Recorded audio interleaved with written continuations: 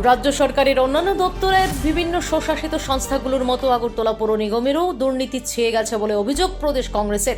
এই দুর্নীতি এবং নগরবাসীর স্বার্থ সংশ্লিষ্ট বিভিন্ন দাবি নিয়ে সোমবার আগরতলা পৌর নিগমের কমিশনারের নিকট ডেপুটেশন প্রদান করার কথা ছিল কংগ্রেসের, কিন্তু পৌর নিগম থেকে জানানো হয় আধিকারিক স্টেশনে নেই। এই অবস্থায় প্রদেশ কংগ্রেসের ডেপুটেশন প্রদানকে কেন্দ্র করে কোনো ধরনের অস্থির পরিস্থিতি সৃষ্টির সুযোগ তৈরি করে না দেওয়ার লক্ষ্যে এদিন এই কর্মসূচি স্থগিত রাখে প্রদেশ কংগ্রেস। প্রদেশ কংগ্রেসের প্রবক্তা প্রবীর চক্রবর্তী এদিন এই কথা জানান।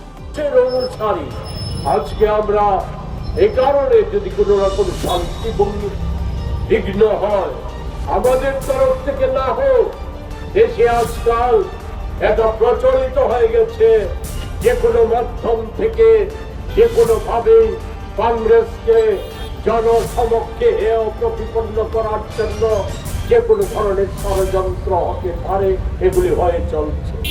ফলে এই সুযোগ যাতে না পায় তার জন্য আমরা আজকের এই পৌর নিগমে গণ ডেপুটেশনের কর্মসূচি স্থগিত করেছি।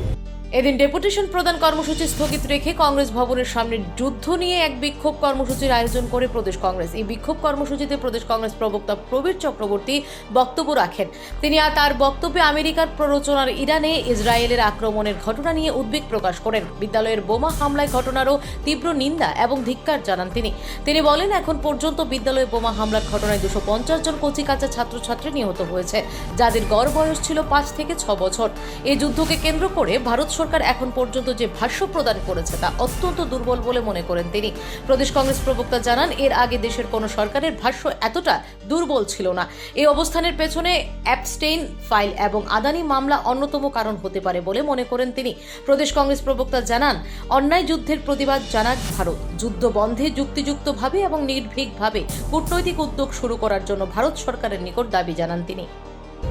পৃথিবীতে এই সময় একটা ভয়ঙ্কর বর্বর দানবীয় যুদ্ধের নামে একটা এমন কিছু বিষয় সংঘটিত হয়েছে যা বিশ্ববাসী মাত্রই উদ্বিগ্ন, এবং আমরা ভারতবাসী বিশেষ করে আমরা গভীরভাবে উদ্বিগ্ন।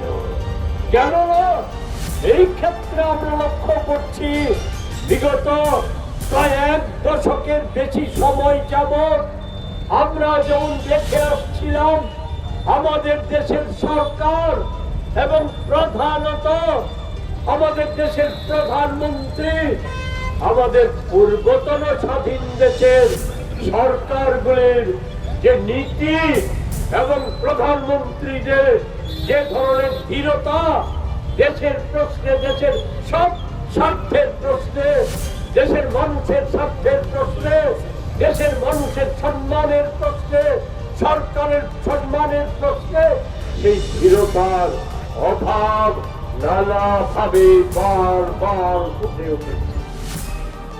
Bureau report, PB north east.